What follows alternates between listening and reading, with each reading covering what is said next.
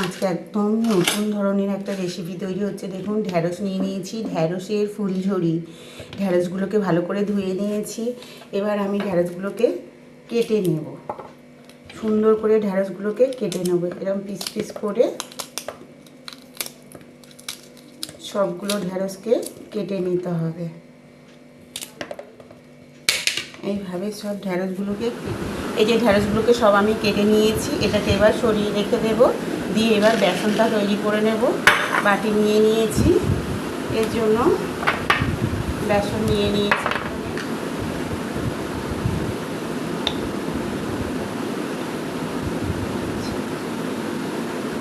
5 চামচ আমি বেসন নিয়ে নিয়েছি, 6 চামচ দিয়ে নিলাম। এর সঙ্গে আমি দিয়ে দেব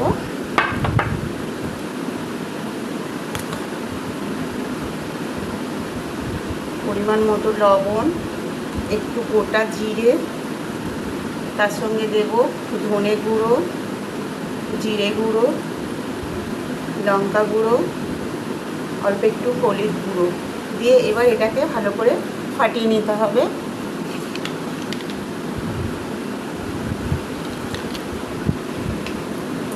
একটু মাখা মাখা করে এটাকে ভালো করে ফাটিয়ে নিতে হবে।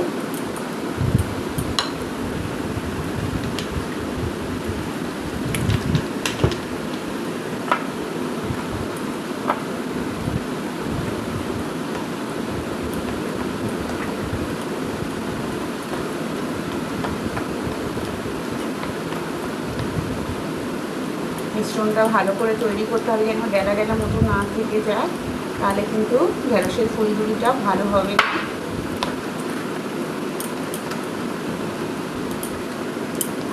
একটু বেশি সময় নিয়ে ভালো করে ফাটিয়ে নিতে হবে।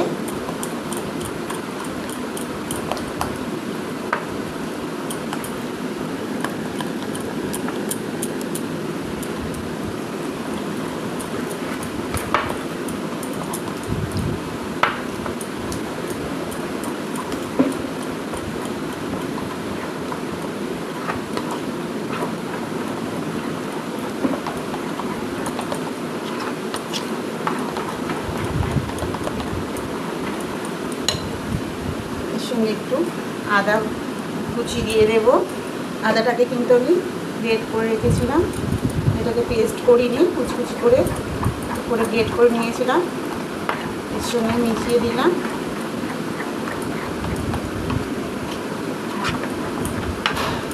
এবার এটা 2 মিনিটের জন্য রেস্টে রাখতে হবে। আমার 2 মিনিট রেখে দিয়েছিলাম। এরপরে এতে অল্প করে একটু কর্নফ্লাওয়ার দিয়ে দেবো,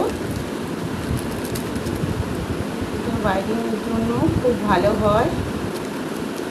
অল্প করে 1 চামচ কর্নফ্লাওয়ার দিয়ে দিয়েছি। এবার এটাকে ভালো করে নেড়ে নেব।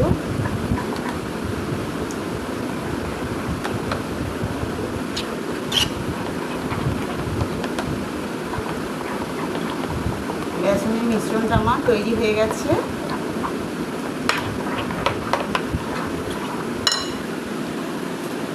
এর সঙ্গে একটু ধনেপাতা কুচি দিয়ে দিতে হবে।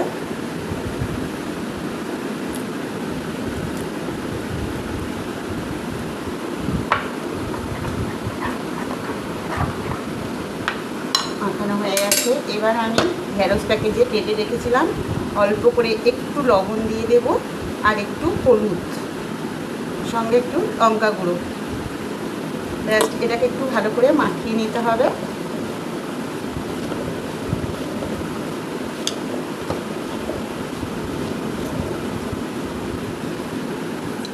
এবার আমি ঢ্যাঁড়সগুলোকে বেসনে মাখিয়ে নেব। এই বেসনে মাখিয়ে, দেখুন বেসনে মাখিয়ে নিচ্ছি। নিয়ে এবার একটা একটা করে তেলের মধ্যে দিয়ে দেব।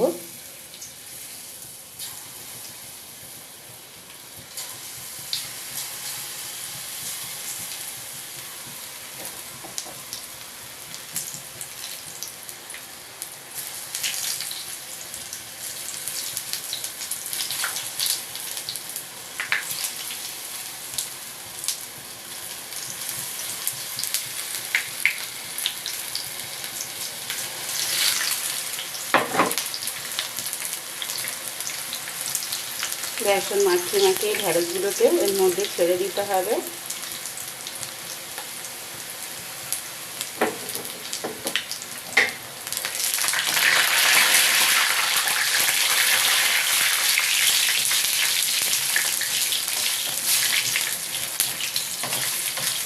উল্টে পাল্টে দিতে হবে ভালো করে।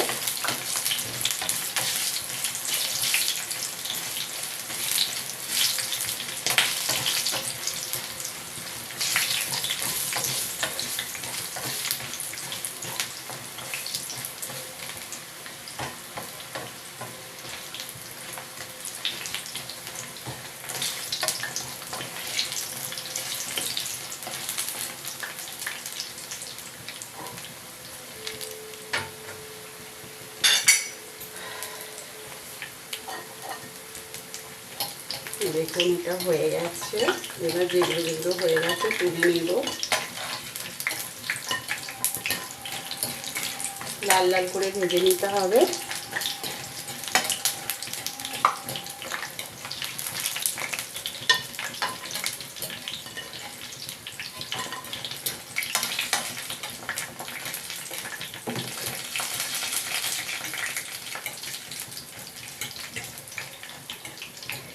এগুলো আপনি চায়ের সঙ্গেও খেতে পারেন, গরম ভাতে তো দারুণ লাগে।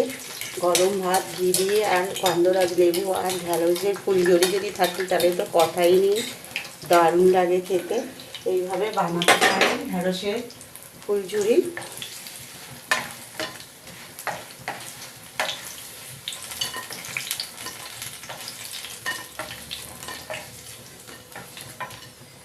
এই দেখুন আমার কতটা ভাজা হয়ে গেছে।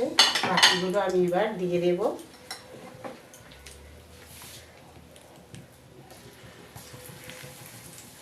এই যে বেসন এরকম সুন্দর করে মাখিয়ে নিতে হবে।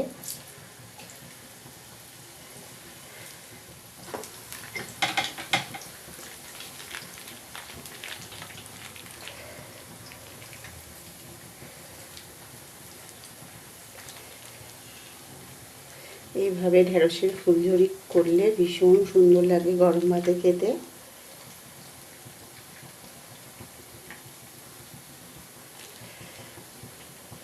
এইরকম নতুন নতুন রেসিপি পেতে শেফালির রান্নাঘর চ্যানেলটিকে সাবস্ক্রাইব করে নেবেন।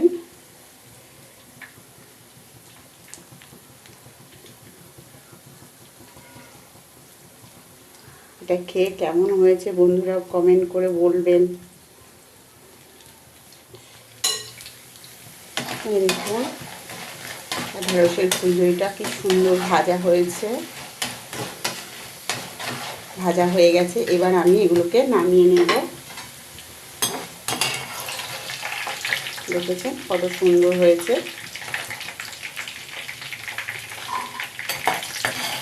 ছোট ছোট পকোড়ার মতো লাগছে না। নিরামিষের দিন এইভাবে ঢেঁড়সের ফুলঝুরি বানিয়ে নিতে পারেন। 250 ঢেঁড়স হলে 1 প্লেট ফুলঝুরি হয়ে যাবে ঢেঁড়সের।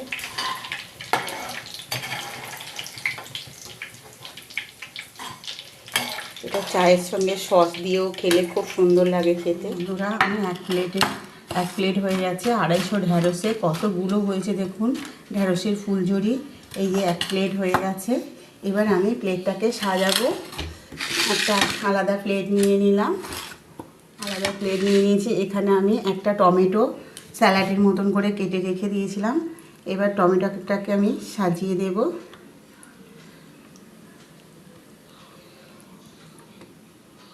এইভাবে যদি আপনি সাজিয়ে বাড়িতে গেস্ট বন্ধুবান্ধব এলে তাদেরকে পরিবেশন করেন, তারা খেয়ে ভীষণ খুশি হবে। বড় বড় রেস্টুরেন্টও এরকম সুন্দর রেসিপি পাওয়া যায় না। দিয়ে দিলাম। এবার এর সঙ্গে দিয়ে দেবো একটু করে দই।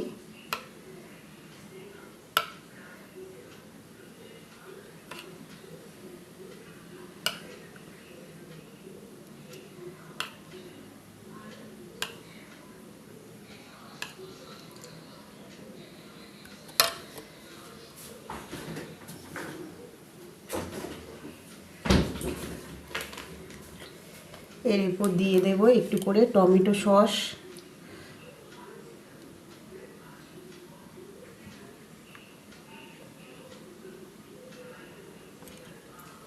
টমেটো সসটা দিয়ে দিলাম। এটা খেতে ভীষণ ভালো লাগে। এবার আমি ঢেঁড়সের ফুলঝুরিগুলো মাঝখানে দিয়ে দেব।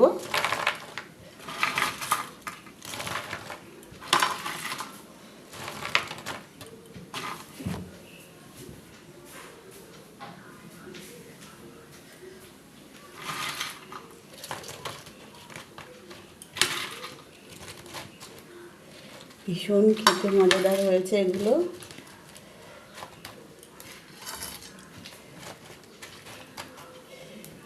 এর সঙ্গে আমি দিয়ে দেবো একটা ধনে পাতা।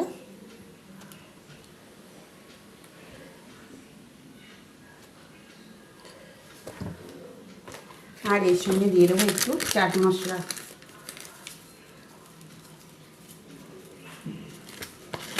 আজকে আমার ঢ্যাঁড়সের ফুলঝুরি রেডি হয়ে গেছে।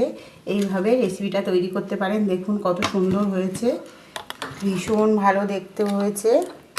দেখুন ঢ্যাঁড়সের ফুলঝুরি এইভাবে আপনারা তৈরি করতে পারেন। নতুন নতুন রেসিপি পেতে হলে শেফালির রান্নাঘরটাকে সাবস্ক্রাইব করে নিন। আর ভালো লাগলে লাইক অবশ্যই করবেন, কমেন্ট করে বলবেন কেমন খেতে হয়েছে।